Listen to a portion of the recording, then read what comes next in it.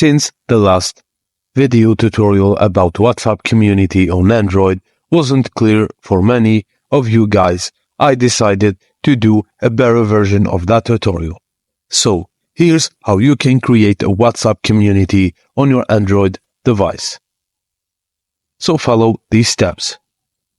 Begin by launching the WhatsApp application on your Android device. Next, swipe right to access the Communities tab. Tap on Start Your Community. And after that, you need to set community details, such as you need a name for your community, and optionally enter a description. And set a display picture for your community.